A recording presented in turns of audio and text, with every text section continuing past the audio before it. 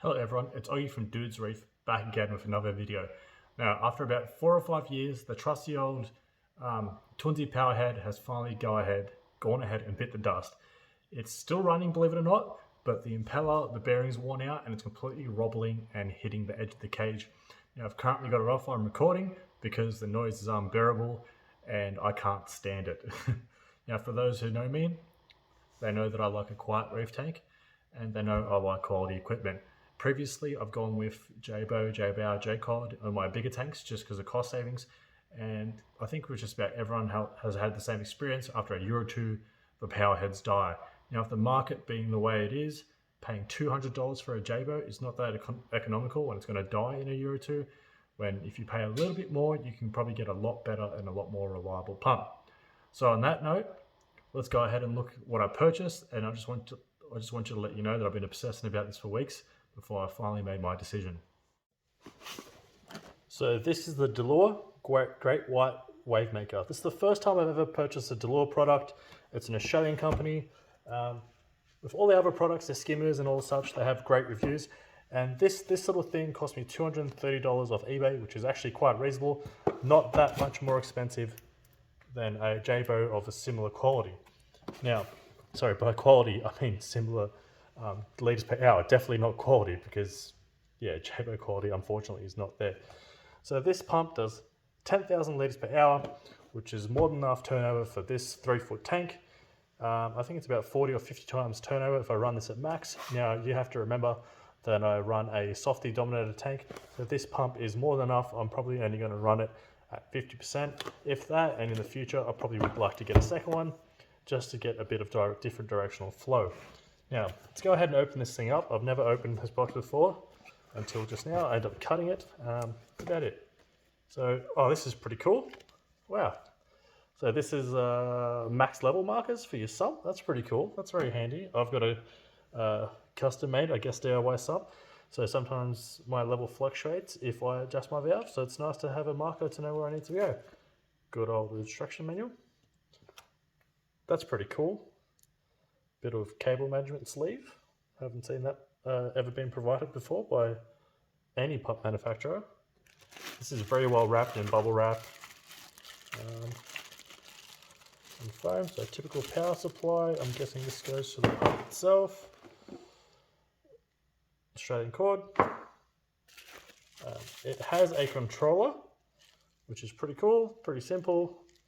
On, off, up, down, and I think you can go for the mode. So it does constant, pulse, dry, and random. I will probably go pulse. Now the actual bracket for itself feels quite nice. It's really hard to get the thing out. Oh, it actually slides out all right too. That's pretty cool. Okay, let's go onto the pump itself.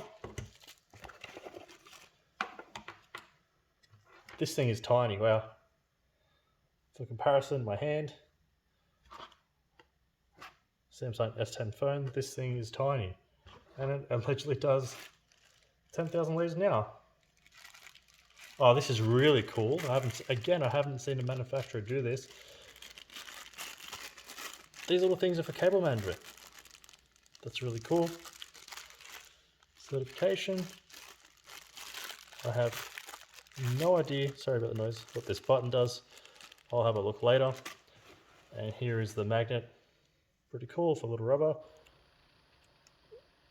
It's quite strong. It's not the strongest magnet I've ever felt, but another cool design. I've seen rubber feet before, but I've never seen suction cups used like this before to dampen the vibration, and then another rubber mat which you can take off.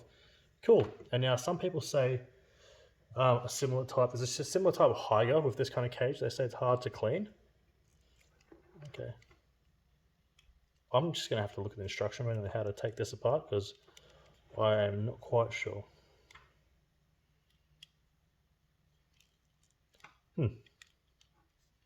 Okay, gonna go ahead, do a water change on the fish tank and I'll get back to you tomorrow when everything is installed.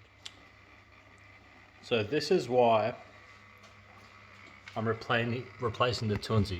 I'm sure everyone can hear that. Now, I'm not bashing on them at all. This thing has great flow for what it is and the price range is really good. But unfortunately, this model itself doesn't have a replacement impeller unlike the other ones. And on another note, it held out for over 4 years and it's only just now starting to cause issues, and that's just because of wear. So I just want you to know how important the quality of product is. If I end up getting a Jabo on a similar flow and size, I probably would have gone for 4 by now. It probably cost me more than what this one product cost me, and it's had 0 flaws. Now I'm going to chuck the pump itself because it's just completely finished, and like I said, you can't get a replacement impeller for it, but I will keep the magnet just in case I decide to stick some corals to it. And it'll be pretty cool to have coral growing off the back of the tank somewhere if I do choose to go that path. So let's go ahead and get this thing out of the tank and stop that noise because it's driving me nuts. Okay, so I thought I'd quickly go over the pros and cons of each product. So the pros of the Tunze. It has a longer cord to the power head itself by quite a few feet than the Dalua, which was nice. Having more is always better than having less, even though the Dalua is long enough for what I have currently, just. Secondly, the Tunze has a lot more adjustability in which direction you want to actually move the flow. And Tunze quality, it's lasted 4 years without an issue until now, and just because of wear.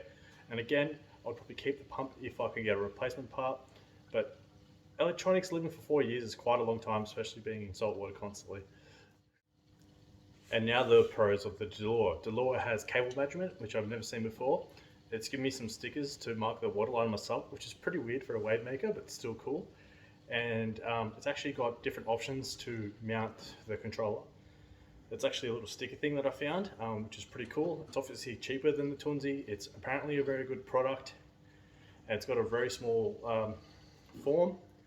Again, it's cheaper and it actually puts out more liters per hour for a price.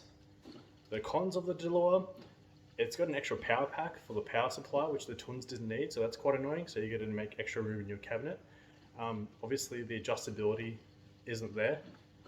And other than that, I can't really think of any more cons because I've never actually used this wavemaker before, and there aren't that many reviews of it. So let's go have a quick look of what I mean, what comes with it, and then turn it on, and hopefully it's quieter than the Tunze.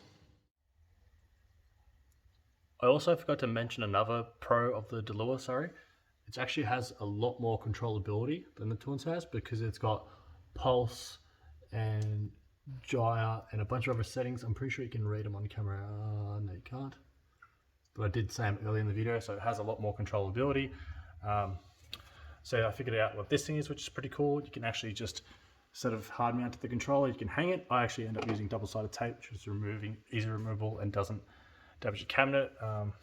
Pretty cool that they've given you these cable management options and as well as other options so you don't actually have to drill or glue your tank if you choose not to. So I've actually turned off all the flow and everything in the tank. So to make it a fair comparison, let's turn this thing on for the first time and see how loud it is. This is the extra power bank that I was talking about, which is quite annoying. It's on pulse for it. Whoa, okay. It is on, and I can't even hear it, which is just amazing. Let me just chuck the gel filter on, and then let's have a look and go through some of the modes. So this is quite cool. You can just turn it up and down by going here. M is the modes. Currently it's full running. Random, and I'm going to keep it in pulse.